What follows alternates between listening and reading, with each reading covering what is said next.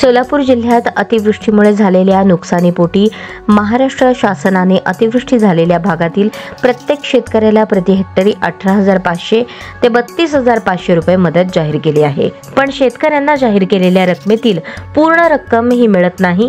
यातील तुटपुंजी रक्कम शेतकऱ्यांच्या खात्यावर पडत आहे। तरी शासनाने जी रक्कम प्रति हेक्टरी जाहीर केलेली आहे ती सरसकट सर्व शेतकऱ्यांना एकरकमी आणि तातडीने मिळावी। तसेच मिळणारी रक्कम ही त्यांच्या बँक खात्यात पडण्यासाठी पोर्टल ई-केवायसी सुविधा व फार्मर आयडी बंधनकारक केली आहे। शेतकऱ्यांचे बँक खाते हे चालू स्थितीत आहे, तरी वरील नुकसान भरपाई मिळण्यासाठी शेतकऱ्यांना ई-केवायसी करण्यासाठी तगादा लावण्यात येत आहे। ज्यांना ई-केवायसी नाही त्यांना पैसे मिळणार नाहीत असे बँकेत सांगितले जात आहे। ई-केवायसी पोर्टल बंद असल्याने शेतकऱ्यांना ई-केवायसी करण्यासाठी अडचणी येत आहेत। त्यामुळे मिळणारी रक्कम ही शेतकऱ्याला लवकर मिळत नाही। तसेच विमा कंपन्यांकडून पीक विम्याची रक्कम मंजूर झालेली नाही, ती तातडीने शेतकऱ्यांना मिळावी। जाहीर झालेली नुकसान भरपाई मिळण्यासाठी वेगवेगळे नियम अटी लावल्याने शेतकरी त्रस्त होत आहेत। तरी या सर्व जाचक अटी रद्द कराव्यात आणि ई-केवायसी बंधनकारक न करता थेट नुकसान भरपाईची रक्कम ही सरसकट सर्व शेतकऱ्यांच्या खात्यात तातडीने जमा करावी, अशी मागणी संभाजी ब्रिगेडने जिल्हाधिकाऱ्यांकडे केली आहे।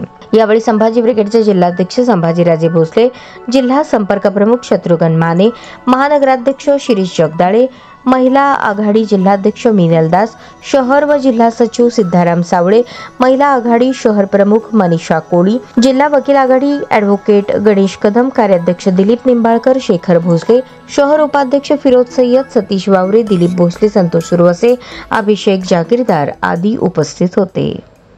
आज सोलापूर जिल्हाधिकारी कार्यालय या ठिकाणी संभाजी ब्रिगेडच्या वतीने शेतकऱ्यांसंदर्भात निवेदन देण्यासाठी आलेलो आहोत। मागील कालावधीमध्ये जे सोलापूर जिल्ह्यासह संपूर्ण महाराष्ट्रामध्ये अतिवृष्टीमुळे शेतकऱ्यांच्या पिकांचं अतोनात असं नुकसान झालेलं होतं। पूर्ण उभी पिके वाहून गेलेली होती। शेतकरी भयानक असा आर्थिक संकटामध्ये फसलेला आहे आणि अशा परिस्थितीमध्ये शासनाने शेतकऱ्यांना आर्थिक निधी जाहीर केलेला आहे। हा निधी बरेच जे गरजवंत आणि खरंच ज्यांचं नुकसान झालेले अशा शेतकऱ्यांना आणखीन सुद्धा त्यांच्या खात्यावरती जमा झालेले नाहीये।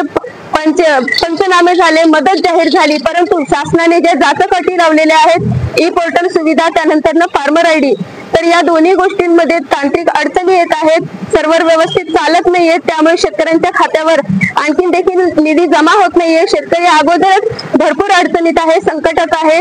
आधीच शेतकऱ्यांच्या आत्महत्येचं प्रमाण भरपूर मोठ्या प्रमाणावर चालू आहे। त्यामध्ये पीक विमा सुद्धा शेतकऱ्यांच्या खात्यावर जमा होत नाहीये आणि अशा परिस्थितीमध्ये सरकारने मदत जाहीर करून सुद्धा जर शेतकऱ्यांच्या खात्यावर येत नसेल तर या शेतकऱ्यांना आत्महत्येशिवाय कुठलाही पर्याय नाहीये। अशा अनेक तक्रारी संभाजी ब्रिगेडकडे आलेल्या होत्या। या संदर्भात आज आम्ही जिल्हाधिकाऱ्यांना निवेदन दिलेलं आहे व जिल्हाधिकाऱ्यांना आम्ही विनंती देखील केलेली आहे आणि इशारा देखील दिलेला आहे की ई पोर्टल सुविधा आणि फार्मर आयडी साठी आपण स्थानिक स्तरावरती मोठ्या प्रमाणावर विविध ठिकाणी शिबिरे आयोजित करावे व तत्काळ ही शेतकऱ्यांचे ज्या नोंदण्या आहेत त्या कराव्या व तत्काळ त्यांच्या खात्यावरती जो निधी जाहीर केलेला आहे तो देण्यात यावा। आणि असं जर नाही झालं तर शेतकरी मोठ्या संकटात सापडेल आणि शेतकऱ्यांना घेऊन संभाजी ब्रिगेडच्या वतीने तीव्र अशा स्वरूपाचं आंदोलन करण्यात येईल असा इशारा देण्यात आलेला आहे।